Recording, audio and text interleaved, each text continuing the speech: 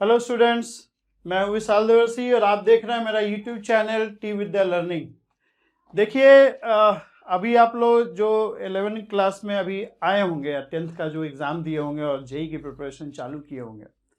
12th class के बच्चों की बात नहीं कर रहा हूँ, जो 11वीं में जस्ट अभी आए हैं। मतलब कई लोग क्या है कि 10th क्लास का एग्ज़ाम देके अप्रैल के महीने से प्रिपरेशन चालू करते हैं या मई जून के महीने से करेंगे, ठीक है। तो एक बड़ा विचित्र सा प्रॉब्लम लोग फेस करते हैं। प्रॉब्लम ये है कि फिजिक्स जब आप पढ़ना चालू करेंगे, जब आप काइनेमैटिक्स में जाएंगे, जब आप काइनेमैटिक्स में जैसे एवरेज वेलोसिटी निकालना है, इंस्टेंटेनियस वेलोसिटी निकालना है, इंस्टेंटेनियस एक्सेलरेशन निकालना है, तो वहाँ पे आपको कैलकुलस का ज़रूरत पड़ेगा। मतलब आपको इंटीग्रेशन का ज़रूरत पड़ेगा, आपको डिफ्रेंसिएशन का ज़रूरत पड़ेगा, ठीक है। इवन जैसे सेंटर ऑफ मास का चैप्टर आगे पढ़ेंगे तो उसमें आपको काफ़ी ज़्यादा इंटीग्रेशन का नीड आएगा। अब विचित्र सा प्रॉब्लम इसलिए है क्योंकि आप कैलकुलस 12th क्लास में पढ़ते हैं, आप कैलकुलस 12th क्लास में पढ़ते हैं और उसका एप्लीकेशन आपको अभी करना पड़ रहा है काइनेमैटिक्स में, ठीक है। जैसे इंस्टेंटेनियस में आपको position as a function of time दिया रहेगा और वेलोसिटी निकालना पड़ेगा, इंस्टेंटेनियस वेलोसिटी निकालो ऐसा बोलेगा, ठीक है। कि आपको centre of mass find out करना आएगा। तो इसलिए ये प्रॉब्लम विचित्र है। जो चीज़ हमें मैथ्स में आगे पढ़ाया जाता है और उसको हम लोग पहले अप्लाई करना है, ठीक है। ये पहली प्रॉब्लम है। दूसरा प्रॉब्लम ये है कि सपोज करो आप कैलकुलस पढ़ भी लेते हो, आप कैलकुलस पढ़ भी लेते हैं, सपोज कि बहुत इंटेलिजेंट है, ठीक है, जो उसमें या कोचिंग वगैरह आजकल बच्चे ज्वाइन करते हैं सारे लोग, तो कैलकुलस पढ़ा भी दिया, आपको पहले ही पढ़ा दिया, सपोज करो बेसिक्स पढ़ा दिया। तो कैलकुलस पढ़ने में और कैलकुलस अप्लाई करने में फ़र्क होता है। जैसे मान लो हम लेट्स से स्विमिंग सीखना है, तो हम किताब से पढ़ लिए कि अच्छा स्विमिंग कैसे होता है भाई, तो हाथ से पानी पीछे करना होता है, ऐसे पानी पीछे करना होता है, तो न्यूटन्स थर्ड लॉ अप्लाई होगा। आप पानी को जितना पुश करेंगे उतना पानी आपको पुश करेगा। समझ में आ रहा है? थ्योरी समझ गए, ठीक, थ्योरी समझ में आ गया। इसका मतलब ये नहीं है ना कि हम स्विमिंग करने लगेंगे।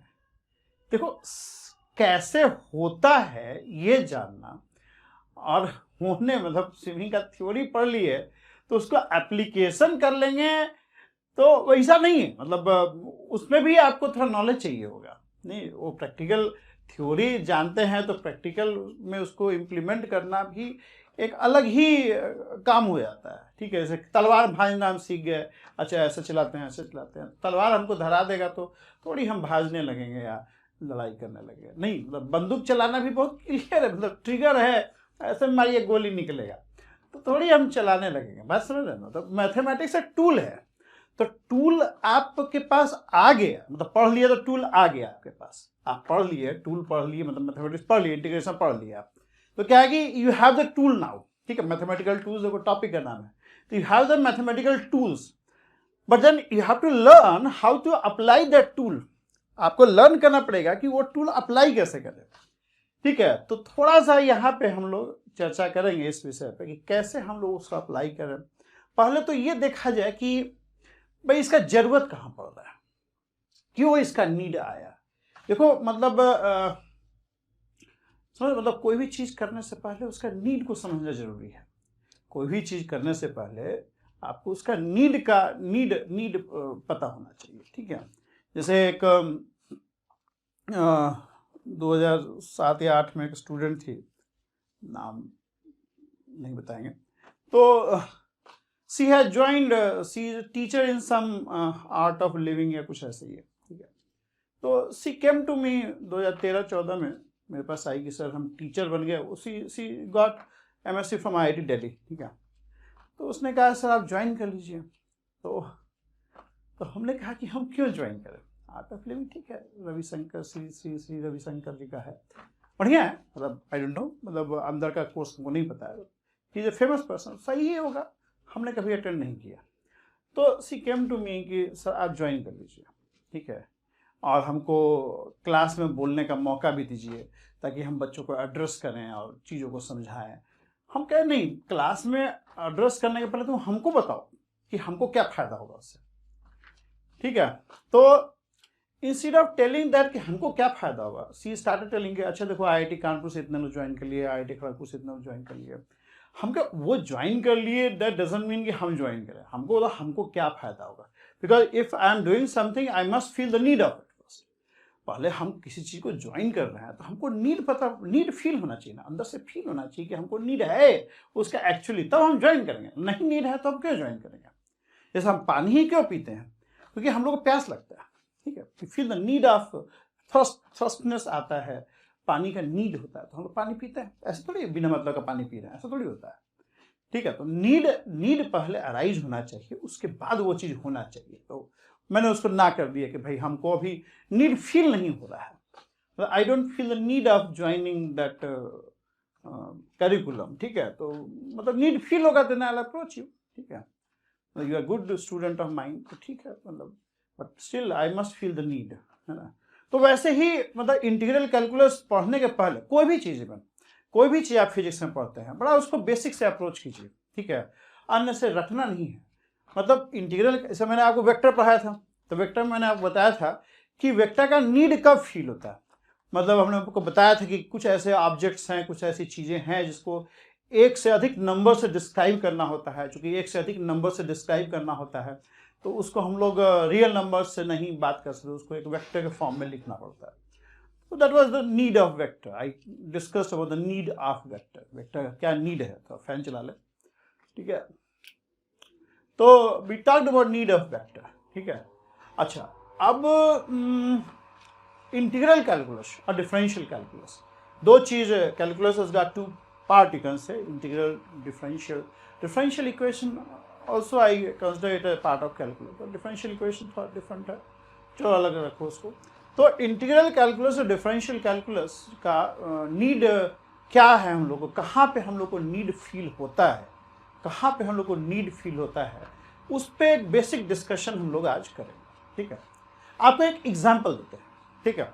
आपको एग्जाम्पल देते हैं, आपको खुद ब खुद पता चल जाएगा कि कहाँ इंटीग्रल कैलकुलस का नीड हो रहा है। अच्छा, पहले हम इंटीग्रल पढ़ा रहे हैं, बाद में हम डिफरेंशियल कैलकुलस पे आएंगे, दोनों थोड़ा अलग है, ठीक है। Differential calculus is all about function and its properties. Function और फंक्शन के अलग अलग एस्पेक्ट्स को हम लोग डिफरेंशियल कैलकुलस में पढ़ते हैं। इंटीग्रल कैलकुलस का थ्योरी बिल्कुल अलग है, it's all about summation, kind of summation, limit of sum. इसको हम डिफाइन करता है as a limit of sum, ठीक है। And differential calculus is all about the study of functions and its characteristic और इट्स प्रॉपर्टीज। लाइक फंक्शन पढ़ते हैं हम लोग, फिर फंक्शन का डोमेन रेंज देखते हैं, फिर फंक्शन का रेट ऑफ चेंज देखते हैं, फिर इस फंक्शन का मैक्सिमा मिनिमा का स्टडी करते हैं। This all falls under differential calculus.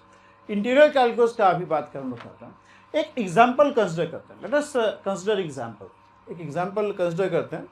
तो बेसिकली पर्पस क्या है एग्जाम्पल का? पर्पस है कि हमें इंटीग्रल कैलकुलस का कहाँ पे नीड होता है, कहाँ हम लोग को ज़रूरत पड़ने लगता है इंटीग्रल कैलकुलस का, वो समझने के लिए हम इसको पढ़ रहे हैं। आज के लेक्चर का वही ऑब्जेक्टिव है। सपोज करो कि आपको एक लेट्स से रॉड बनाना है। सपोज करो एक रॉड बनवाना है, लोहे का मान लो रॉड है, या किसी मटेरियल का हो सकता है, एल्युमिनियम का भी हो सकता है। Suppose I want to make a rod, मान लो ये रॉड है, मैं बना, ये रॉड है। सपोज करो कि लेंथ इसका जो है, let's say the length is 10 metre, 10 metre का रॉड। 10 मीटर ज़्यादा हो गया क्या? 10 मीटर तो 30 फुट हो गया, ठीक है, बन सकता है 10 मीटर का rod. 30 foot is big length, ठीक है, 10 मीटर मान, 10 मीटर का रॉड हमें बनाना। तो हम एक मैकेनिक के पास गए कि भाई रॉड तो मार्केट में मिलता है, लेकिन सपोज को हमको बहुत स्पेशल काइंड ऑफ रॉड बनाना है, ठीक है। स्पेशल काइंड ऑफ रॉड ये है कि हम चाहते हैं कि इसका जो डेंसिटी है वो बढ़ता जाए, मतलब शुरू में लाइट रहे, बाद में थोड़ा सा और वजन उसका बढ़ता जाए, मतलब ऐसा कुछ रॉड बनाना है। नॉर्मल रॉड तो चलो मार्केट से ले आएगा बंदा, है ना। हमको रॉड बनाना है कि मान लो यहाँ पर थोड़ा सा हॉलो रहे, ठीक है। हम मान लो ऐसा रॉड कुछ बनाना चाहते हैं, लेट्स से कि हमने ऐसा रॉड बनाया, हाँ, इसमें मतलब अंदर से हॉलो हो, लेकिन वो हॉलो का डायमेंशन जो है थ्रू आउट सेम ना होके, सपोज करो कि हम कहें कि भाई हमारा रॉड के अंदर जो मटेरियल होना चाहिए ना, कुछ इस टाइप का है।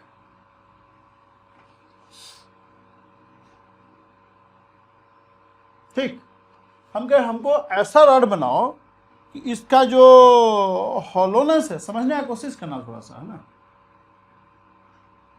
हमको रॉड ऐसा बना के दो कि मतलब ये सब सॉलिड हो,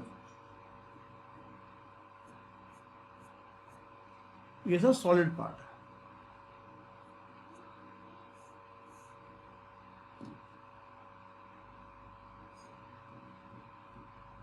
और यहां से ये सब सॉलिड है।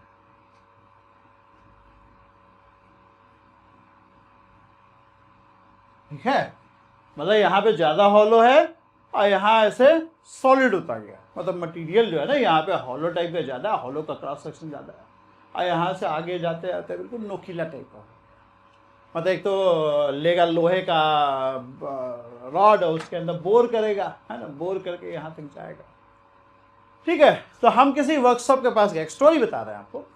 हम क्या किया, हमको एक रॉड चाहिए जिसमें अंदर हॉलो हो, लेकिन हॉलोनेस ना थ्रू आउट नहीं हो। एक होता कि हॉलो है, ये रॉड हो गया आपका, ठीक है, और ऐसे अंदर ये हॉल, ये एक रॉड ईजी है, बोर कर दिया थ्रू आउट। लेकिन इसका क्या है, क्रॉस सेक्शन हॉलो का जो हॉलो जो ना, यहाँ पे ज़्यादा हॉलो है, यहाँ पे कम होता गया, नुकीला होता गया, तो कठिन होगा बनाना, मैकेनिकली ये कठिन होगा। ठीक है, अब हम किसी मैकेनिक के पास जाते हैं, सपोज तो मैकेनिक का नाम कुछ भी हो सकता है, जैसे राम और Shyam is the mechanic, name of mechanic is Shyam. अब श्याम ने मुझे बोला कि भाई रॉड तो हम बना देंगे, तो हम कहे ठीक है चलो रॉड बना दो हमको। ठीक है, तो प्राइस, भाई कोई भी काम करवाओगे किसी से, मैकेनिक से, पहले प्राइस पूछ लेना चाहिए, ठीक रहता है। हम भी कभी रिक्शा वाला ही पकड़ते हैं ना, तो पहले ही हम प्राइस पूछ लेते हैं कि भाई कितना हम देंगे, हमको यहाँ जाना है, जहाँ जाना होता है उस जगह पूरा डिस्क्रिप्शन में दे देते हैं कि भाई हमको यहाँ जाना है, यहाँ उतरेंगे, वेग नहीं कि ये चौक पे जाना है फिर उसके आगे 1 किलोमीटर और चले, नहीं, क्लियर, लड़ाई नहीं।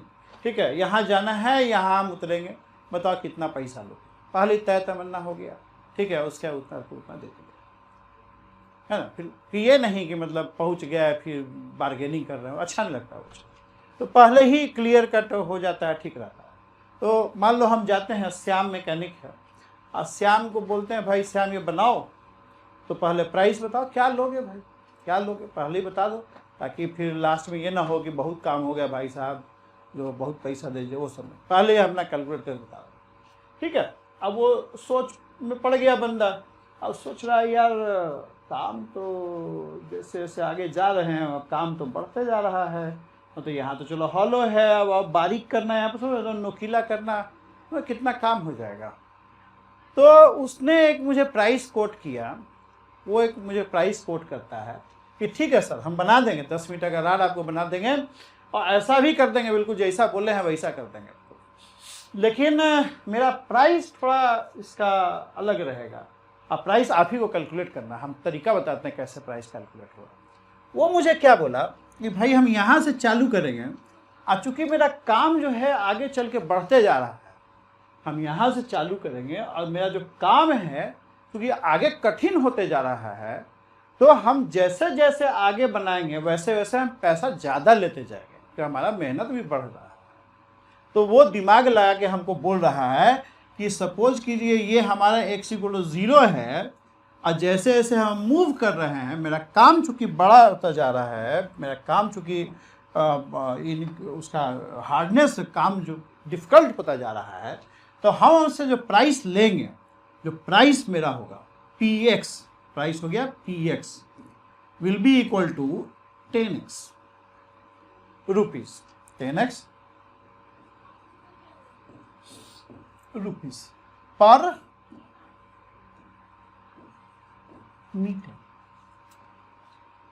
क्या बोल रहा है पता है आपको, मतलब शुरू में आपका हम मतलब जो x=0 पे तो चलो कुछ दिक्कत नहीं है, जैसे जैसे हम बढ़ते जाएंगे आपसे हम रेट जो चार्ज करेंगे ना पर मीटर, एक होता है यूनिफॉर्म है, मान लो ये 5 मीटर का रॉड है और कहा कि भाई हम 10 रुपया पर मीटर आपसे पैसा लेंगे, तो आदमी गुना कर लिया, 10 गुने 5 50 रुपया देना है, ठीक।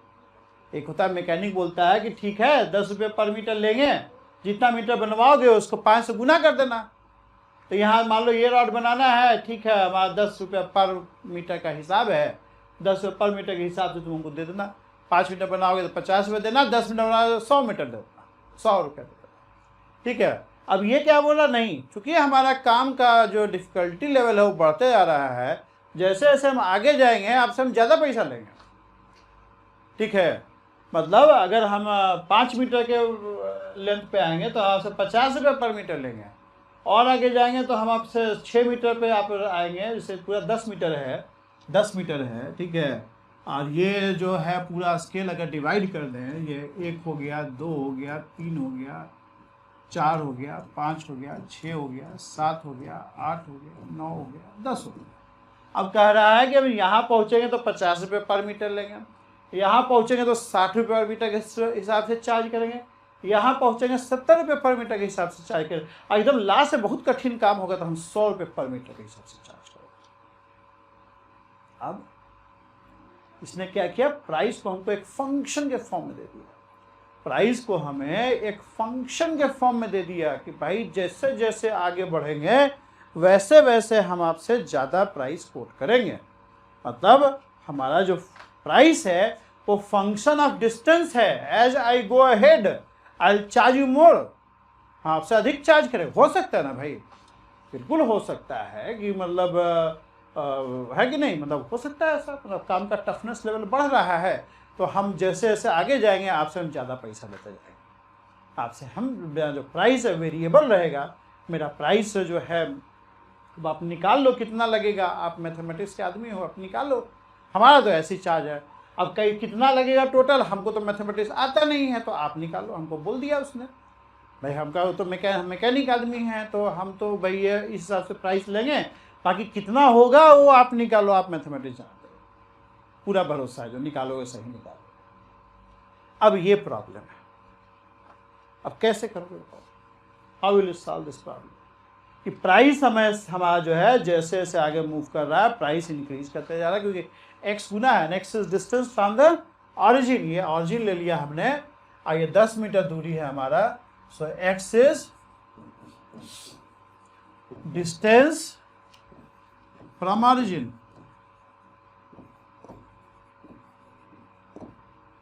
ठीक, समझ में आ रहा है आपको, x is distance from the origin. ये एक प्रॉब्लम, ये एक प्रॉब्लम हो गया, ठीक। एक और प्रॉब्लम आपको हम दे सकते हैं, सपोज करो कि ये रॉड है, ये 10 मीटर का 10 मीटर का रॉड है, लेकिन इसका जो डेंसिटी है ना वो वेरिएबल है, डेंसिटी होता है मास पर यूनिट वॉल्यूम, या इसमें कर दो मास पर यूनिट लेंथ, इसमें मास पर यूनिट लेंथ का बात करते हैं, let's talk about mass per unit length, mass per unit length, जो मास पर यूनिट लेंथ है lambda x, it is mass per unit length, होता है डेंसिटी कांस्टेंट होता है, ये बोल रहा है कि जो डेंसिटी है वो 10x है, मतलब जैसे जैसे आप x इक्वल, ये मान लो x इक्वल 0 है तुम्हारा, और जैसे जैसे दूर जाते जाएंगे आपका मास पर यूनिट लेंथ बढ़ता जा रहा है, मतलब शुरू में हल्का है और जैसे जैसे आगे जाते हैं रॉड का बल्क बढ़ता जाएगा, ज़्यादा मैटर ठूसा हुआ है। अब हमें निकालना है fine mass,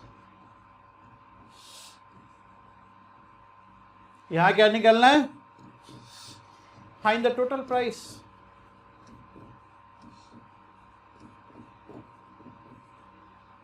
find the total price.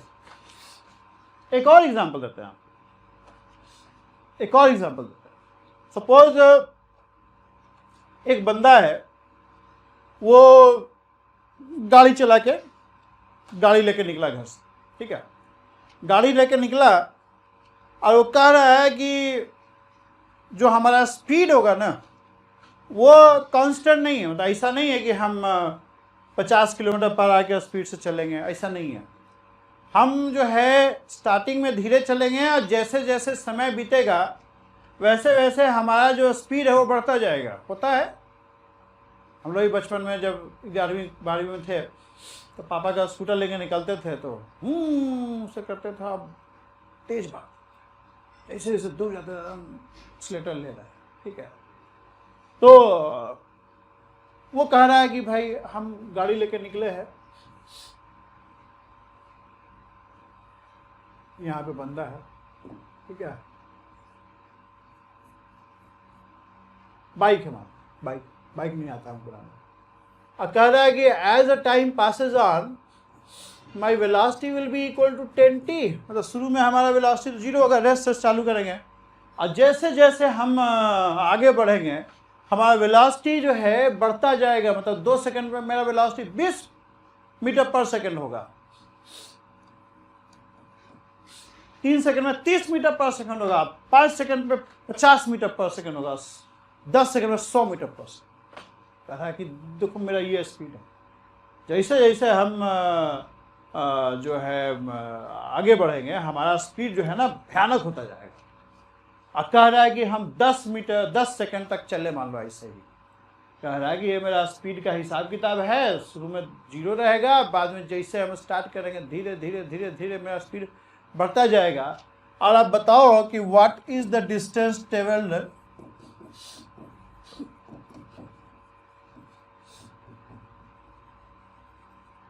In 10 second. आप समझ लो, अगर यहाँ पे कोई बोले कि प्राइस हमारा फिक्स है 10 रुपया पर मीटर, तब तो इजी था ना, 10 को 10 से गुना करते 100 रुपया हो जाता है। अगर कोई यहाँ बोलता है कि डेंसिटी जो है वो 10 kg पर मीटर है तो कोई दिक्कत ही नहीं था, 10 kg पर मीटर, 10 लेंथ हो गया, गुना कर दो 100 kg हो गया। फिर यहाँ कोई बोले कि ठीक है हमारा स्पीड शुरू से ही 10 मीटर पर सेकंड रहेगा, है ना बढ़ेगा ना घटेगा, तो बहुत इजी था। 10 सेकंड में क्या डिस्टेंस होता है, distance is equal to speed into time, 10 गुने 10 100 मीटर, है ना।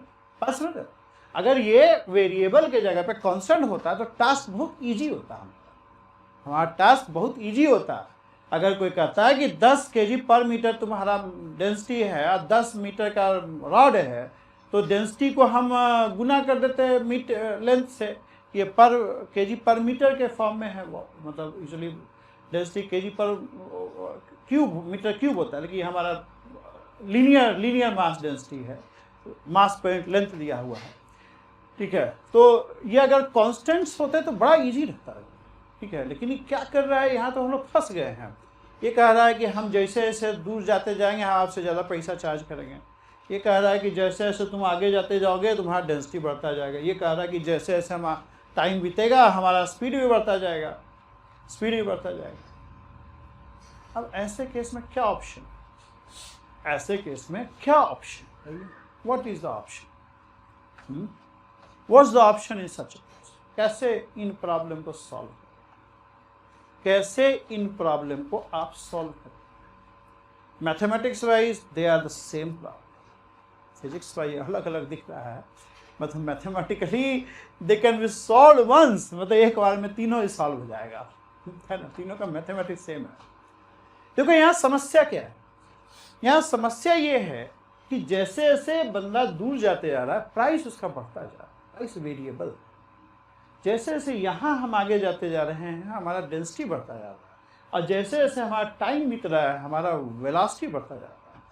तो हम कोई एक वेलोसिटी का कहीं का वैल्यू से टाइम को गुना नहीं कर सकते ना। अगर थ्रूआउट सेम वेलोसिटी होता तो हम टाइम से गुना करके निकाल देते डिस्टेंस, लेकिन हमारा तो वेलोसिटी ही चेंज हो रहा है, मतलब कह रहा है कि हमारा अलग अलग वेलोसिटी है भाई, ये वेरिएशन है वेलोसिटी का, आप निकाल लेते हैं, ठीक है। तो ऑप्शन क्या है, ऑप्शन क्या है, ऑप्शन क्या बताइए। एक अप्रोच ये हो सकता है कि हम ये डिस्टेंस को अलग अलग भाग में तोड़ दें, छोटा छोटा छोटा, क्योंकि हर जगह पे प्राइस अलग है, हर जगह पे प्राइस अलग है। तो ये जो लेंथ का इंटरवल है उसको बिल्कुल छोटा छोटा छोटा छोटा भाग में तोड़ दें। जैसे फॉर एग्जाम्पल ना आप ही से हम पूछ रहे हैं क्या अप्रोच हो, मतलब पहली बार इस तरह का प्रॉब्लम मनुष्य के पास आया होगा, क्योंकि आ सकता है ना भाई, कोई मतलब अजूबा प्रॉब्लम तो है नहीं। वो एक तो हम लोग देखो गाड़ी चलाते हैं तो रियल लाइफ में देखते भी हैं, एकदम स्टार्ट करते हैं हूँ करके बढ़ते जाता है। ऐसा भी केस हो सकता है भाई, कोई ऐसा तो है नहीं कि मतलब किसी दूसरे यूनिवर्स से प्रॉब्लम लेके आए हैं, तो रियल लाइफ प्रॉब्लम है। तो ऐसा प्रॉब्लम अगर फेस करेगा बंदा तो कैसे उसको रिजॉल्व करेगा। तो एक ऑप्शन देखो ये है कि हम ये जो प्राइस वाला हिसाब किताब है 10 मीटर तक, हम 10 मीटर को छोटा छोटा छोटा छोटा इंटरवल में ब्रेक कर देते हैं। ठीक है, छोटा छोटा इंटरवल में ब्रेक कर देते हैं। हम लोग कहें कि भाई x दूरी पे एक डेल्टा x एलिमेंट लिया, इस 10 मीटर रॉड का टोटल 10 मीटर रॉड है हमारा। हम बोल रहे हैं कि भाई x दूरी पे अगर हम एक डेल्टा x एलिमेंट लेते हैं तो ये डेल्टा x छोटा है, ये डेल्टा x छोटा है, तो हम मान के चलेंगे कि इस डेल्टा x में जो प्राइस हमारा है वो 10x है। ठीक है, डेल्टा x पे जो प्राइस हमारा है वो 10x है। मतलब ये हमारा हो गया भाई, ये 0 हो गया, ये डेल्टा x हो गया, ये 2 डेल्टा x हो गया। अगर डिस्टेंस का बात करते हैं, जो आपका ये है वो डेल्टा x ही है, डेल्टा x है ना, ब्रेक कर दिया हमने, डेल्टा x में ब्रेक कर दिया, डेल्टा x में ब्रेक कर दिया। थोड़ा सा फिर से हम इसको बताते हैं, फिर से बता दें। एक ऑप्शन ये है कि भाई हम इस 10 मीटर को हमने स्मॉल इंटरवल में ब्रेक कर दिया। I break it into small intervals, small interval.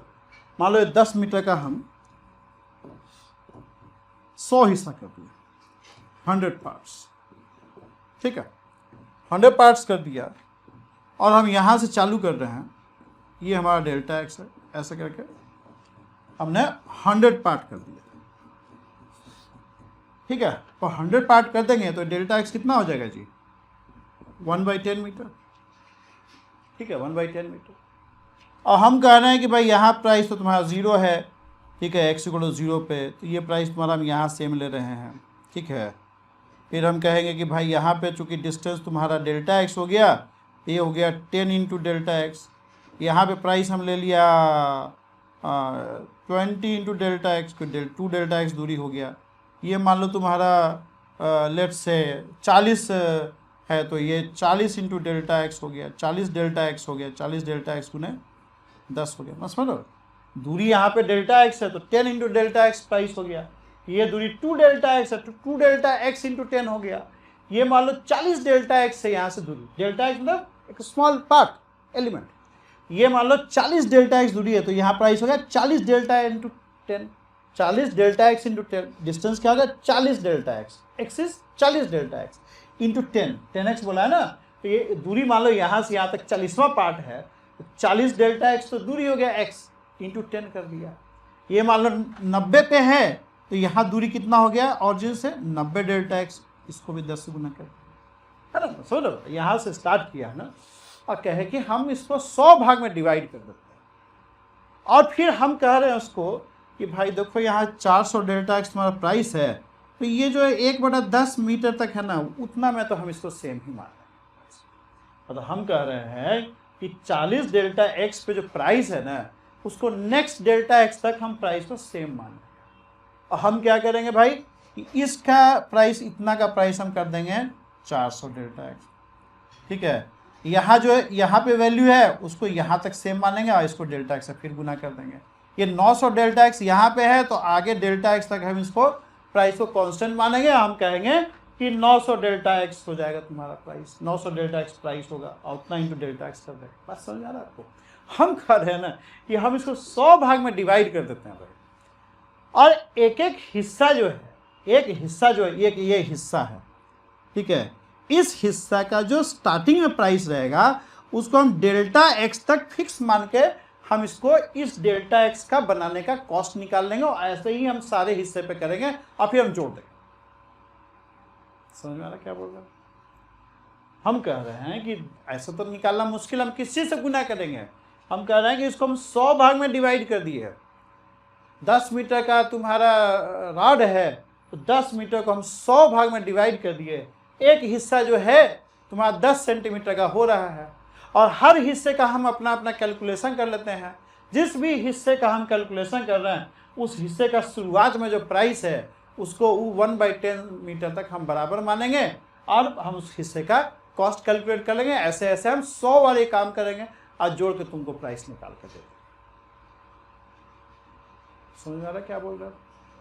10 metre का रॉड है, 10 मीटर को हम 100 भाग में डिवाइड किए, एक एक भाग का लेंथ हो गया 10 सेंटीमीटर। अब 10 सेंटीमीटर के 100 ऐसे हिस्से बनेंगे और हर 10 सेंटीमीटर का हम प्राइस कैलकुलेट करेंगे। हम कह रहे हैं कि जब 10 सेंटीमीटर का हम प्राइस, मान लो इस भाग का जो हम प्राइस कैलकुलेट करेंगे तो इसका स्टार्टिंग में जो प्राइस आएगा, स्टार्टिंग में प्राइस कैसे आएगा? ये आप दूरी ले लेंगे, कितना दूरी है वो निकाल लीजिएगा आप, ठीक है। मान लो ये 60वां हिस्सा है तो इसका दूरी कितना हो जाएगा? 60 × 10 सेंटीमीटर। अब 60 × 10 सेंटीमीटर दूरी हो गया तो 60 × 10 सेंटीमीटर कितना हो गया? 6 मीटर हो गया। अब 6 मीटर पर प्राइस तुम्हारा 60 हो गया, 6 × 10 60। आई 60 रुपये का प्राइस जो है ना अगले 10 सेंटीमीटर तक हम इसको फिक्स मान के हम 60 × 10 सेंटीमीटर तो 60 × 0.1 मीटर, मतलब इस हिस्से का 60 × 0.1 तो ये 6 रुपये का तुम्हारा ये हिस्सा हो जाएगा। ऐसे ही हम हर हिस्से का कैलकुलेशन करेंगे और जोड़ देंगे। अब वो श्याम बेचारा कह रहा है कि इसमें तो भाई साहब हमारा नुकसान है। हम क्या नुकसान क्या है? नुकसान ही वो ये बोल रहा है हमको कि आप तो ठीक है, बढ़िया बात कर रहे हैं कि भाई ये हिस्सा का जो कैलकुलेशन करेंगे तो स्टार्टिंग का हम प्राइस ले लेंगे और स्टार्टिंग का प्राइस को हम डेल्टा एक्स से गुना कर देंगे और ये हिस्से का प्राइस जो है हमारा निकल जाएगा। लेकिन उसका कहना है कि ये जो डेल्टा एक्स 10 सेंटीमीटर ले रहे हैं आप, तो ये 10 सेंटीमीटर में हमारा प्राइस फिक्स थोड़ी है। यहाँ जो प्राइस है जैसे जैसे आगे मूव करेंगे तो इसमें भी तो प्राइस बढ़ता जाएगा मेरा, तो हमको तो नुकसान हो जाएगा। है समझ लो दिक्कत क्या है? मतलब हमने कहा कि हम डेल्टा एक्स 10 सेंटीमीटर लिए और 10 सेंटीमीटर का शुरुआत में हर भाग का जब कैलकुलेशन करेंगे तो उस 10 सेंटीमीटर की शुरुआत में जो प्राइस है उसको हम अगले 10 सेंटीमीटर तक फिक्स मानेंगे और उसको गुना करके हम जोड़ के दे देंगे। वो कहेगा नहीं ये तो इसमें पड़ता नहीं खाएगा, क्योंकि आप तो हमको चीट कर रहे हो। आप स्टार्टिंग का ले रहे हो, अब इसका 6 मीटर हो गया पर 6 रुपया पर मीटर, पर 6 रुपया पर मीटर तो जैसे जैसे इस यूनिट में बढ़ते जाएंगे, इस डेल्टा एक्स में बढ़ेंगे तो हमारा बढ़ेगा ना। क्या सोल्यूशन? अब वो भी दिमाग लगा, वो कहेगा अच्छा ऐसा कीजिए आप कि शुरुआत में न लेके यहाँ पे ले लो आप प्राइस, ठीक है, और इसको पिछले डेल्टा एक्स में गुना कर दो। मतलब कोई भी हिस्सा का स्टार्टिंग में लेने के बजाय जैसे आप यहाँ प्राइस ले रहे हो, आप यहाँ प्राइस ले लो, ऐसे गुना कर दो। अब तो तेज हो गया भाई, तो देख रहा है कि प्राइस आगे बढ़ता जा रहा है। अब कह रहा है जब भी किसी हिस्से का निकालोगे तो उस हिस्से का अंतिम में जो प्राइस होगा तो गुना कर देना। उसको भी पता चल रहा है ना भाई कि किसी भी हिस्से का स्टार्टिंग में प्राइस लीस्ट होगा और जो एंड उस हिस्से का अंतिम प्राइस मोस्ट होगा, तो क्यों ना हम सबसे ज़्यादा वाला प्राइस से गुना करवा लें और उसमें हमको प्रॉब्लम है। ये तो हमारा ज़्यादा पड़ जाएगा कि तुम किसी भी इंटरवल का लास्ट इंटरवल का एंड का प्राइस को कह रहा पूरे इंटरवल में गुना कर दो, तो हमको तो दिक्कत हो जाएगी ना, क्योंकि मेरा प्राइस बढ़ जाएगा ना जी, मेरा प्राइस बढ़ रहा है। और यही सेम एनालिसिस सब जगह हो सकता है, सेम एनालिसिस हर जगह करेंगे। सब हर जगह मैंने सेम लिया 10 मीटर 10 सेकंड, ठीक है, और रो एक जगह हमने वेलोसिटी सब जगह सेम लिया, ठीक है। यही चीज़ यहाँ भी कर सकते कि भाई आप क्या करो कि वेलोसिटी मेरा वेरी कर रहा है ना, तो एक काम करो भाई कि जब आप किसी भी इंटरवल में हम जब कैलकुलेशन करेंगे डिस्टेंस ट्रेवल्ड का, तो मान लो हम एक इंटरवल में कैलकुलेशन करते हैं तो यहाँ का वेलोसिटी ले लेंगे और इस इंटरवल से गुना कर देंगे, टाइम इंटरवल से गुना कर देंगे।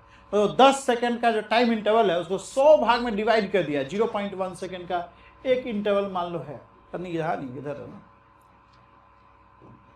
सेम तरह का एनालिसिस यहाँ भी हो सकता है ना भाई।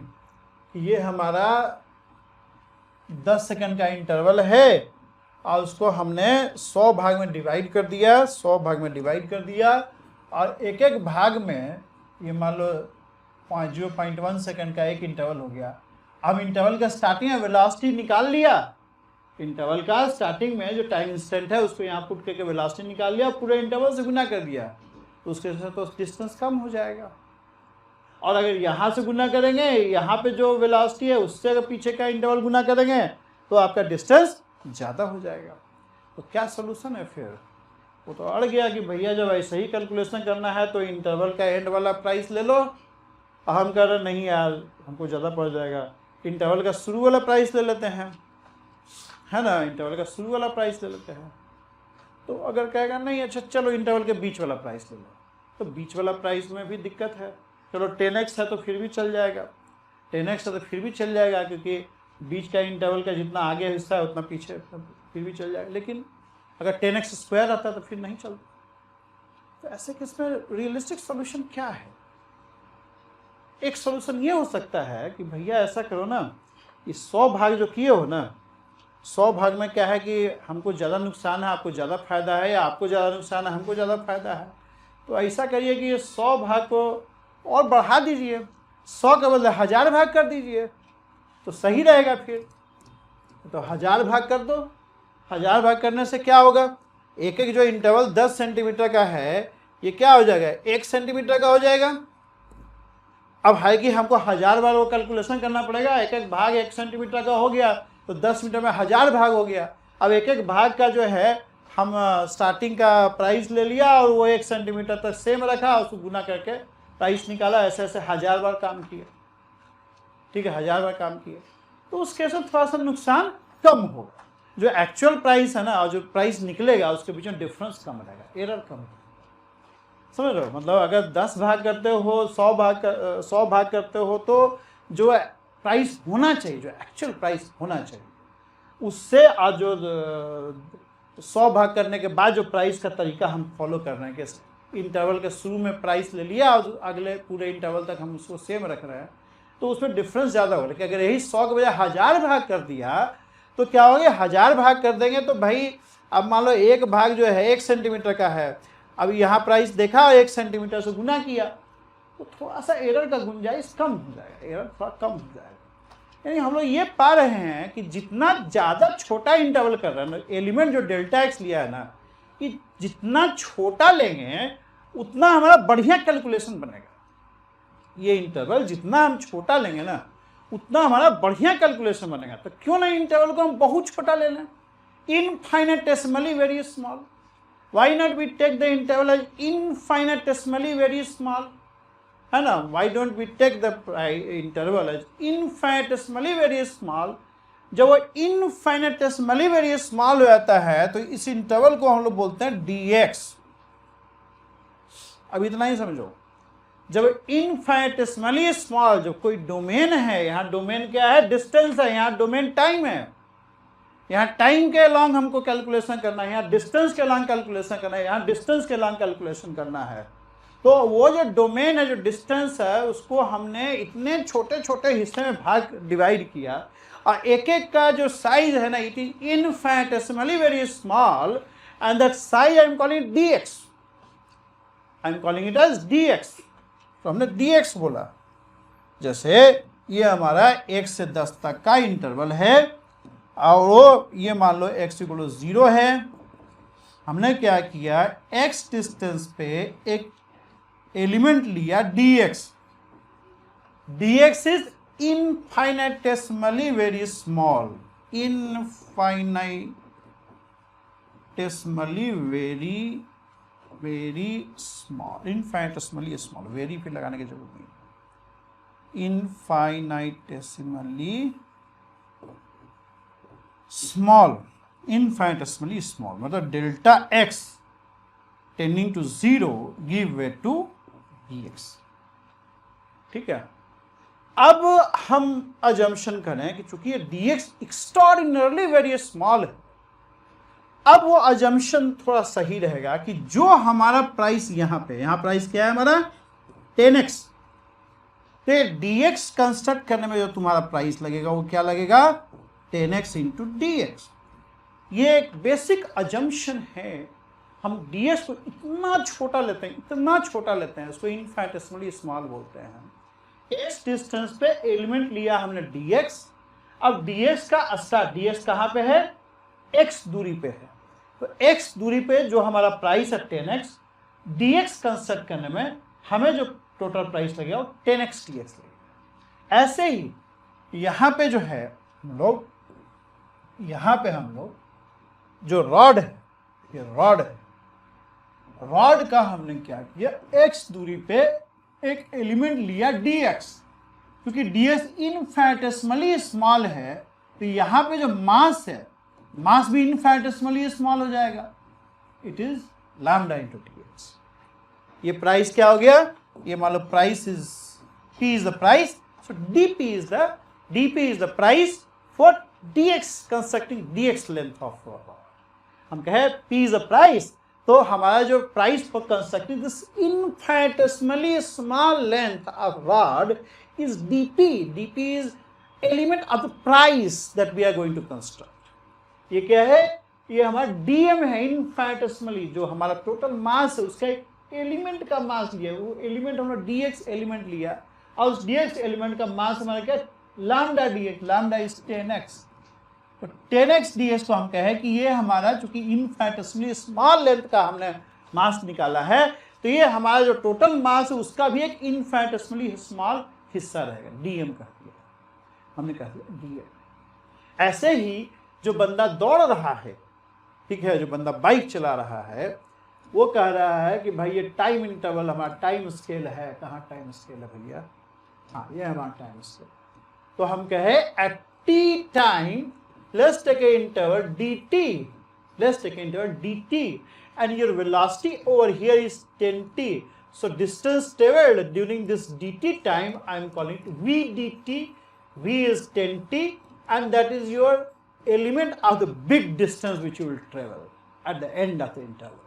ठीक है, हम कहे तुम्हारा जो distance travel during dt time है वो v इंटू dt है, लेकिन जो v है ना वो dx का स्टार्टिंग में जो इंटरवल का जो डिस्टेंस का लेंथ है वो उस टाइम पे, मतलब t दूरी पे, t टाइम पे जो तुम्हारा वेलोसिटी है v, वही हम dt टाइम में मानेंगे। मतलब dt इतना स्मॉल है कि I am regarding this v equal to 10t as constant over this dt interval. मतलब this dx is so small, ये dx इनफिनिटेसिमली स्मॉल है, it is so small that I am regarding this price 10x as constant over this dx interval। ये हमारा dx infinitesimally small interval है, ये इतना small है कि हम जो प्राइस है, जो भी फंक्शन, यहाँ प्राइस है, यहाँ पे डेंसिटी है, यहाँ पे वेलोसिटी है, जिसको हमें उस इंटरवल के ऊपर कैलकुलेट करना है, गुना करना है, वो जो गुना करना है उसको हम कहेंगे इंटीग्रैंड। बाद में बात करेंगे इंटीग्रैंड का। वो जो फंक्शन है, यहाँ प्राइस हो गया, यहाँ वेलोसिटी हो गया, डेंसिटी हो गया, तो जो भी फंक्शन को गुना करना है उस इंटरवल में, वो उसको हम इस dx के ऊपर constant, dx is so small that I won't consider the variation of that function, velocity और द प्राइस और द डेंसिटी। ठीक है, तो हम कहेंगे ठीक है भैया, ये dx कंस्ट्रक्ट करने में तुमको जो प्राइस लग रहा है वो 10x इंटू dx हो गया, ये तुम्हारा प्राइस पर यूनिट लेंथ हो गया, और dx लेंथ कंस्ट्रक्ट किया तुमने तो ये तुम्हारा प्राइस हो गया। यहाँ का ठीक है, ये तुम्हारा dx लेंथ है, और dx लेंथ में जो मास निकल के आएगा, मास पर यूनिट लेंथ तुम्हारा 10x था, तो 10x dx is going to be dm। यहाँ का अच्छे ठीक है, वेलोसिटी जो तुम्हारा टाइम t पे है v है, 10t है, तो जो तुम्हारा dt टाइम इंटरवल है उसमें हम उस वेलोसिटी को कॉन्सेंट्रेट करेंगे, क्योंकि dt हमारा बहुत छोटा है। ठीक है, dt हमारा इनफिनिटेसिमली स्मॉल है, 10 इंटू 0 है, तो उसमें हम dx जो लेंगे वो 10t इंटू dt लेंगे। ठीक है, so the price which is incurred is 10x into dx, the mass which you get is 10x into dx, and the distance which you travel during dt time is 10t into dt। समझ में आ रहा है भाई? नहीं समझ में आया? Put in the comments. समझ में आए लाइक एंड शेयर कीजिए, कमेंट कीजिए और इसको थोड़ा लोग बताइए भी, क्योंकि ये समस्या बहुत लोगों के साथ है। हमको भी याद है जब हम डीपीएस में पढ़ते थे और नया नया बहुत जोश था भाई जेई का तैयारी करने का, जेई का तैयारी करेंगे। गार्जियन लोग भी पूरा पंप करके रखा था कि भाई तुमको जेई क्वालिफाई करना है, हम टीचर है, तुमको इंजीनियर बनना है, ठीक है, तभी हमारा फैमिली का उद्धार होगा, ठीक है। मतलब lot of pumping was done in us कि तुम बहुत तेज हो, अच्छा कर सकते हो। तो भी I felt, or many, the most of us felt lots of problem in applying integration. We didn't understood कि क्यों हम इंटीग्रेशन करते हैं, क्यों करते हैं भैया, इंटीग्रेशन कहाँ से करें। कई बार तो ऐसा करता था ना कि अपने से कोई क्वांटिटी लिखते थे और डीएक्स लगा देते थे कि इंटीग्रेशन कर दो। कैसे डीएक्स आएगा ना, अपने से थोड़ी कुछ में भी डीएक्स लगा दोगे और इंटीग्रेशन कर दोगे। तो हम क्या करते हैं, जिस चीज़ के ऊपर हमें कैलकुलेशन करना है, प्राइस को कैलकुलेट करना हमें लेंथ के ऊपर, वेलोसिटी जो है टाइम के ऊपर गुना करना है तो डिस्टेंस आएगा, यहाँ पे डेंसिटी है। तो हम क्या करते हैं, पहले उस इंटरवल को, यहाँ पे इंटरवल है लेंथ, यहाँ पे इंटरवल है टाइम, यहाँ पे इंटरवल है लेंथ, उसको पहले हम लोग अगर उस इंटरवल के ऊपर वो फंक्शन क्या है, velocity, price function, it is या व्हाट डेंसिटी फंक्शन जो गुना होना है, ठीक है, अब गुना के कुछ चीज़ निकलना है, तो हम लोग क्या करते हैं उस इंटरवल को इनफाइनिटेसिमली स्मॉल एलिमेंट में डिवाइड कर देते हैं। The infinitesimal element, the element is so small that the function is considered to be constant over that element. कि प्राइस को हम लोग dx is so small कि I can consider price as constant over this dx. This dt is so small that I can consider velocity as constant over that dt. ये underlying assumption है integration का, ध्यान रखिए, ठीक है। और उसके बाद अगर आपको टोटल प्राइस निकालना है तो what we will do is we will integrate, integration just like summation over the infinitesimally small interval, summation over the infinitesimally small interval, right? That number of interval goes to infinity because the interval is infinitesimally small. तो it's a kind of limit of sum. ये summation जब होता है, when you do it over infinitesimally small interval, this summation gives rise to integral, which is denoted by this elongated s. ये sum होता है s, ये elongated s है, limit of sum बोलते हैं इसको, limit of sum, ठीक है। So you want the price, you add over all the interval, this is p and this is 10x dx. आपको पूरा लेंथ चाहिए, पूरा डिस्टेंस टेबल चाहिए, you integrated over the whole T. आपको पूरा mass चाहिए, integrated over the whole dx। और यहाँ पे टाइम कहाँ से कहाँ तक वेरी कर रहा है, टाइम वेरीज फ्रॉम 0 to 10। यहाँ पे x कहाँ से कहाँ वेरी कर रहा है, 0 to 10, यहाँ भी 0 to 10। In all the cases your answer will be given by this, ठीक है। अब इसका फार्मूला है, अभी तो फार्मूला रट लो यार, कैसे निकलता है उससे मत जाओ, वो उसको फिजिक्स को मतलब नहीं, वो फार्मूला का डेरिवेशन है, कर लेना आगे, है ना। अभी तो रट लीजिए थोड़ा सा फार्मूला, मिटा रहे हैं इसको, नहीं समझ तो रिपीट रिवाइंड करके देखना, फिर इसको नहीं फिर भी दिक्कत हो तो मैसेज करना, ठीक है, कमेंट करना, I will be happy to reply you back, ठीक है। ठीक है, जो भी नॉलेज है, जो भी हमने एक्वायर किया है, वो सब आपको देना है, यही पर्पस है चैनल का। तो you just remember the फार्मूलेज, basic फार्मूलेज। कुछ बेसिक फार्मूलेज ये हैं कि अगर कोई चीज़ इंटीग्रेट कर रहे हैं, कुछ बेसिक पहले तो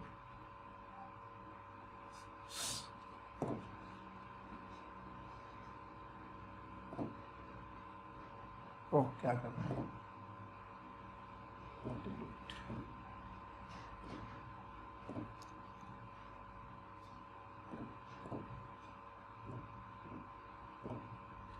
कुछ बेसिक चीज़ तो ध्यान रखो इंटीग्रेशन का। एक तो है कि अगर दो सम है कोई चीज़ का और इसको इंटीग्रेट कर रहा हूँ फ्रॉम से ए टू बी, उसको डेफिनेट इंटीग्रल बोलते हैं। तो इट इज सिंपली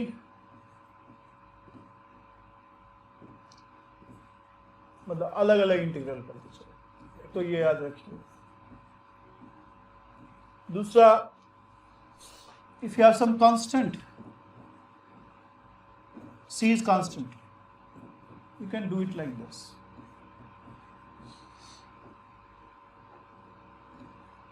ठीक, ये सब बेसिक चीज याद रखिए। और कुछ बेसिक फार्मूलेज हैं वो याद रखिए। से कोई फंक्शन है x to the power n, x to the power n, तो इसका इंटीग्रल जो होगा दैट इज गिवन बाय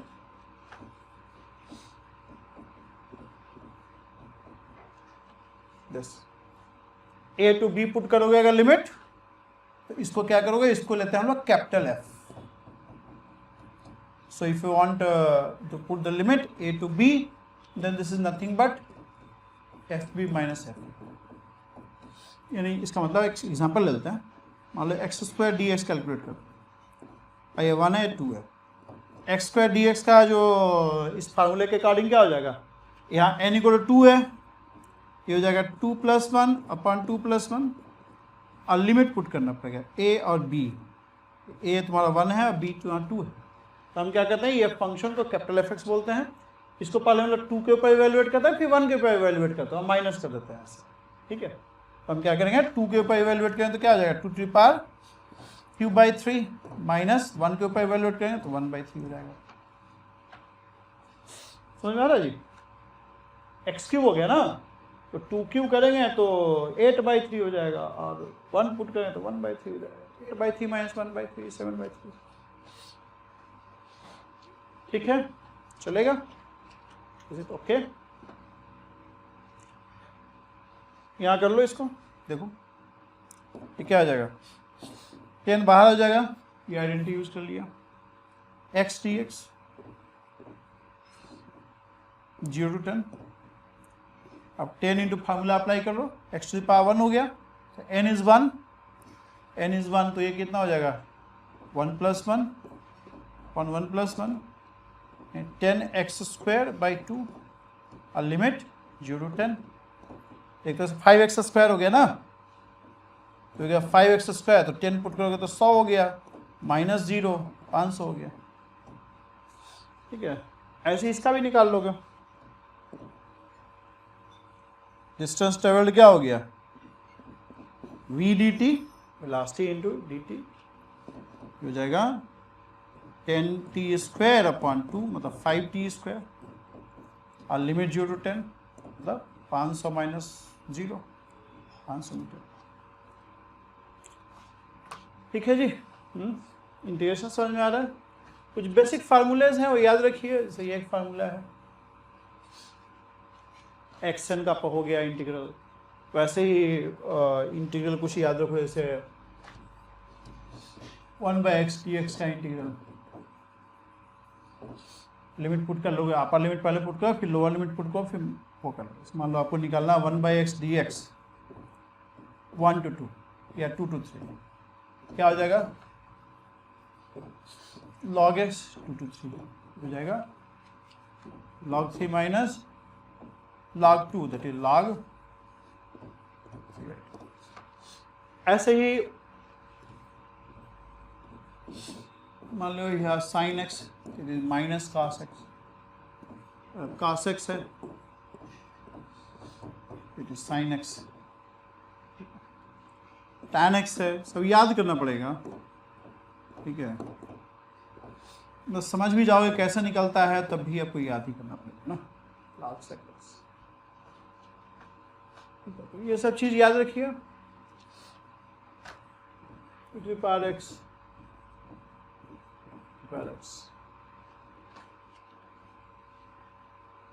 ठीक,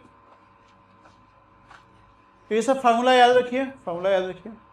तो आपको समझ में आ रहा है कुल मिला के क्यों हम लोग इंटीग्रेशन करते हैं, where the integration is needed, where we need integration, कहाँ पे इंटीग्रेशन का जरूरत पड़ता है हम लोग को। जैसे फॉर एग्जांपल आपको दे दे कि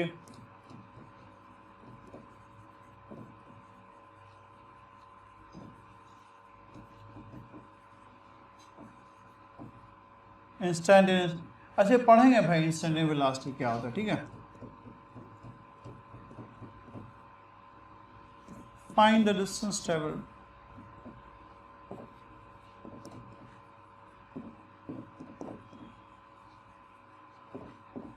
फ्रॉम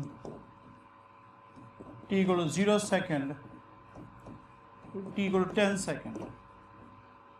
अब ये इंटरवल हो गया, टाइम इंटरवल 0 से 10। अब 0 से 10 में क्या है कि वेलोसिटी तो चेंज हो रहा है तुम्हारा, तो हम इस इंटरवल को ब्रेक कर दिया dt इंटरवल में, मतलब एक टाइम t के बाद एक dt टाइम इंटरवल लिया। dt इतना स्मॉल है कि जो टाइम t पे वेलोसिटी है वही वेलोसिटी नेक्स्ट dt में भी रहेगा। मतलब हमने क्या किया, जो हमारा इंटरवल है 0 10 सेकेंड, इसको हमने ब्रेक कर दिया। इसको हमने एक एलिमेंट ले लिया, हमने at time t we take an element dt। dt is infinitesimally very small। Infinitesimally small होने से क्या हो गया कि इस इंटरवल के ऊपर वेलोसिटी जो हम ले रहे हैं वो वही ले रहे हैं जो हमारा स्टार्टिंग में है, जो एट टाइम t है, इसको हम इस इंटरवल के ऊपर कॉन्सेंट्रेट कर रहे हैं। क्यों कॉन्सेंट्रेट कर रहे हैं? because dt is infinitesimally very small। अगर इनफाइनिटेसिमली वेरी स्मॉल नहीं होगा तो इस v2 को हम कांस्टेंट नहीं ट्रीट कर सकते हैं फिर dt एलिमेंट के ऊपर, क्योंकि एलिमेंट इनफाइनिटेसिमली वेरी स्मॉल है।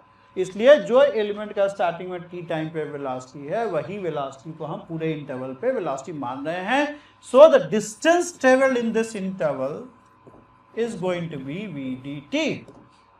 सो दैट इज योर dx, वो dx हो गया। This is distance travelled during dt time. Velocity जो कांस्टेंट होता है तो टाइम से गुना कर देते हो ना भाई। जैसे मान लो कहें कि 10 सेकंड तक ट्रेवल कर रहा है और वेलोसिटी कांस्टेंट है 10 मीटर पर सेकंड है, क्या करोगे? 10 मीटर पर सेकंड तो 10 कर दोगे, 100 मीटर हो गया। यहाँ नहीं कर पा रहे, क्यों? क्योंकि वेलोसिटी कांस्टेंट नहीं है, वेलोसिटी वेरी कर रहा है। वेलोसिटी वेरी कर रहा है, ये इस तरह से वेरी कर रहा है, ठीक है। बस में वेलोसिटी 2 है, उसका 10 के रेट से बढ़ रहा है। उस केस में क्या करोगे? आप एक छोटा सा इंटरवल लोगे, जो पूरे इंटरवल का एक जो पूरा इंटरवल में निकालना है डिस्टेंस, उसका एक इनफाइनिटेसिमली स्मॉल एलिमेंट लोगे। वो एलिमेंट इतना छोटा होगा कि इस वेलोसिटी, जो वेलोसिटी का वैल्यू है टी टाइम पे, वही वेलोसिटी का वैल्यू dt टाइम इंटरवल के ड्यूरिंग रहेगा। dt इतना छोटा है कि जो वेलोसिटी यहाँ पे है उसको हम इस इंटरवल, जो इनफाइनिटेसिमली स्मॉल एलिमेंट है टी टाइम का, उस एलिमेंट के ऊपर उसको हम कॉन्सेंट्रेट करते हैं, उस एलिमेंट के ऊपर हम कॉन्सेंट्रेट करते हैं। ये हो जाएगा तुम्हारा एट dt। dt कहाँ पे है? टाइम t के बाद है। टाइम t पे जो वेलोसिटी होगा वही वेलोसिटी dt के ऊपर हम लोग लेंगे और ये हो जाएगा, ठीक है। सो x will be given by integral dx, summation dx। ऐसा ऐसा ऐसा dx जितना एलिमेंट लिया ना मैं, उसके ऊपर समेशन कर दिया, इलोंगेटेड सम है इसलिए बड़ा ऐसे खींच दिया है s को।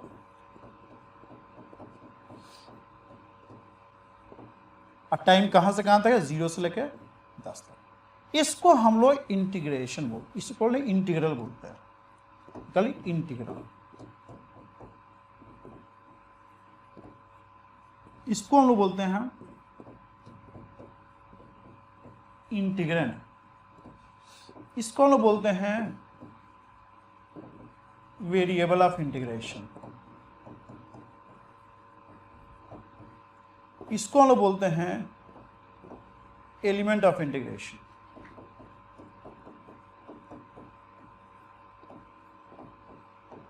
इसको हम लोग बोलते हैं लिमिट ऑफ इंटीग्रेशन।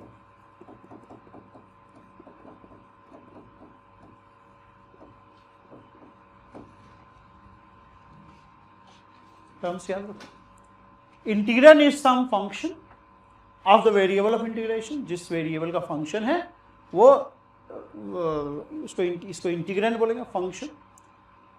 ये हो गया जिसके रेस्पेक्ट में हमें इंटीग्रेट करना है।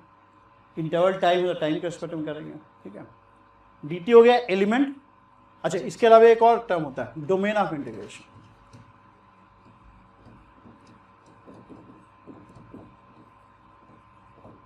डोमेन ऑफ इंटीग्रेशन क्या है? The interval to which this variable of integration belongs to. कि t किसको बिलोंग कर रहा है? 0 से लेकर 10 सेकंड का इंटरवल को बिलोंग कर रहा है। 0 से लेकर 10 सेकंड का इंटरवल है, ठीक है, उसको बिलोंग कर रहा है। तो वो 0 से 10 सेकंड हो गया डोमेन ऑफ इंटीग्रेशन और region of integration. Time t is variable of integration, इसके रेस्पेक्ट हम लोग इंटीग्रेट कर रहे हैं। dt क्या हो गया? उस जो रीजन ऑफ इंटीग्रेशन है, जो डोमेन ऑफ इंटीग्रेशन, जो इंटरवल है जिसको t बिलोंग कर रहा है, उसका एक इनफाइनेटेसिमल एलिमेंट है, बिल्डिंग ब्लॉक है, बिल्डिंग ब्लॉक है, मतलब एक के बाद एक रखेंगे तो पूरा ये इंटरवल कंस्ट्रक्ट हो जाएगा। और ये इतना छोटा होना चाहिए जिसके ऊपर ये integral can be regarded as constant. ये दो अजम्पशन होता है, ये दो अंडरलाइंग अजम्पशन है इंटीग्रेशन का। अगर कोई इंटीग्रल दिया हुआ इन जनरल वो इंटीग्रेशन को ऐसे लिख सकते हैं F x D x. dx क्या है? dx यहाँ पे वेरिएबल ऑफ इंटीग्रेशन क्या है? Variable of integration is x।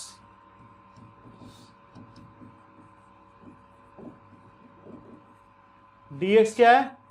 dx is element of integration.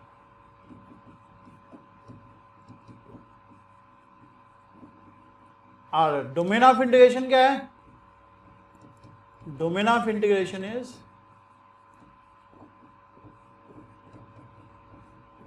a to b sorry, the part of x axis, the part of x axis, ठीक है, आ रहा है जी, part of x axis a comma b, ठीक है, x equal to a से x equal to b तक का जो x axis है वो डोमेन ऑफ इंटीग्रेशन है। dx क्या है?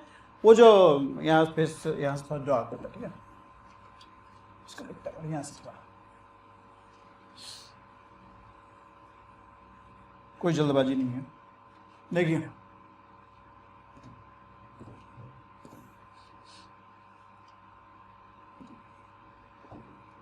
ये एक्स इक्वल ए हो गया, तो ये हो गया तुम्हारा domain of integration, domain of integration. dx क्या है? इसी का हम लोग एलिमेंट ले रहे हैं ना, ये एलिमेंट हो गया। एलिमेंट ऑफ इंटीग्रेशन का दो चीज है, एक तो ये इनफाइनेटेसिमली स्मॉल होना चाहिए, ये इतना स्मॉल होना चाहिए कि हम fx को कॉन्सेंट्रेट कर सकें, हम fx को छोटा है fx को कॉन्सेंट्रेट कर सकें, fx को कॉन्सेंट्रेट कर सकें, it should be so small. और ये ऐसा होना चाहिए कि एक के बाद एक रखें तो x इक्वल टू a से x इक्वल टू b तक का जो लाइन है कंस्ट्रक्ट होता है। ये एक बिल्डिंग ब्लॉक है, बिल्डिंग ब्लॉक के साथ साथ ये इतना छोटा बिल्डिंग ब्लॉक है जिसके ऊपर ये फंक्शन जो इंटीग्रैंड जिसको बोलते हैं उसको हम कॉन्सेंट्रेट कर सकें, उसको हम लोग कॉन्सेंट्रेट कर सकें, ठीक है, ऐसा होना चाहिए, ठीक, ओके, समझ में आ रहा है जी ये, ठीक। और पूरे को इंटीग्रल बोल देंगे और ये लिमिट हो गया। लिमिट क्या आ गया? बाउंड्री पॉइंट है, बाउंड्री पॉइंट है, मतलब ये बाउंड्री पॉइंट है डोमेन ऑफ इंटीग्रेशन का, एक्सट्रीमिटीज है, and point, starting point, and.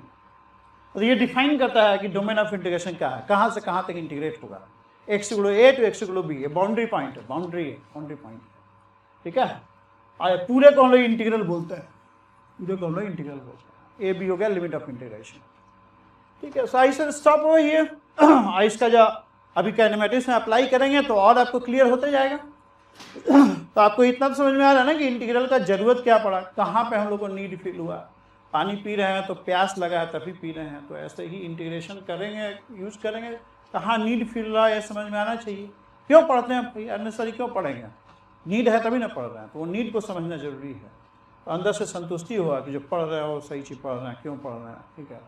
ऐसे नहीं कि मग लिए, हाँ कोचिंग वाला पढ़ा दिया तो पढ़ लिए, नहीं पढ़ाता तो नहीं पढ़ते, वो नहीं, वो अच्छा नहीं लगेगा, वैसे मज़ा नहीं आएगा, ठीक है। पूरा जर्नी है, the journey is very interesting and journey does not stop at JEE, ये भी ध्यान रखिए। जेई तक आप, ठीक है, मतलब कई लोग जेई के बाद नहीं पढ़ेंगे, बट यू शुड कंटिन्यू। तो ये जर्नी इनका इंटरेस्टिंग होना चाहिए कि वो होल लाइफ आदमी, चलो साइंटिस्ट नहीं बनेगा लेकिन मतलब उसका इंटरेस्ट इतना स्ट्रांग होना चाहिए कि वो आगे भी कंटिन्यू करे। It helps in your real life, आपको रियल लाइफ में भी आपका काफ़ी हेल्प करता है। ये जो तरीका है, ये जो कॉन्सेप्ट है, या फिर जो स्किल डेवलप करते हैं, analytical skills, that helps you everywhere. Okay, so I will stop over here, thank you very much. Next class में हम डिफरेंशिएशन वाला पार्ट करेंगे। We will see differentiation, differentiation का क्या नीड है, कहाँ हम लोग नीड फील करते हैं तो हम लोग डिफरेंशिएशन पढ़ते हैं। और एक बार इंटीग्रेशन डिफरेंशिएशन थोड़ा सा आइडिया लग जाएगा, उसके हम लोग काइनेमेटिक्स चालू करेंगे, वहाँ इसका फ्रीली यूज़ करेंगे, ठीक है, तो हम लोग फ्रीली यूज़ करेंगे। Okay, thank you very much and you are watching T Vidya learning channel. जो भी लोग IIT JEE नीट या CBSE बोर्ड में है वो सारे लोग इस चैनल को ज्वाइन कर सकते हैं। And I wish all the best, have a good day.